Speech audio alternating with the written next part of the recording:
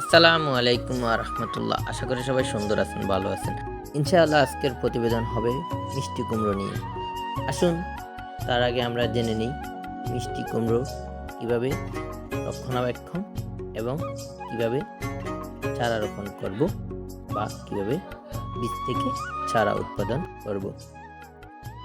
এই যে দেখতেছেন, আমি মাশাআল্লাহ এই কুমড়ো ক্ষেতগুলো আজকে এই কুমড়োর বয়স হচ্ছে মাত্র 3 মাস।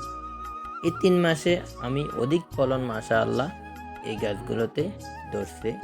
কিভাবে ধরছে সেটা হচ্ছে, গাছের বয়স যখন 20 দিন হয় তখন আমি সুন্দরভাবে আগাটা কাটিং করে দিই 2 ইঞ্চি থেকে বা 3 ইঞ্চি। 5 পাতা বা 10 পাতা যখন হয় তখন আগাটা আপনারা কাটিং করে দেবেন।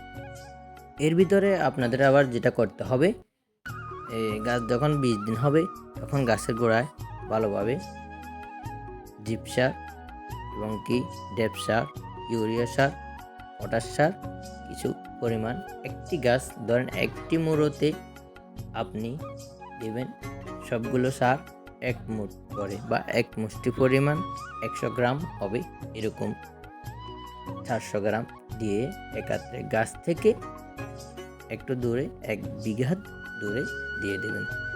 আমি একটু কাজে ছাপ থাকার কারণে ওই ভিডিওগুলো করি নাই, আর আপনারা যারা বুঝবেন কিভাবে দিবেন সেটা ইনশাআল্লাহ বুঝতে পারবেন। আশা করি বুঝতে পারছেন। ওকে, আসসালামু আলাইকুম রাহমাতুল্লাহ।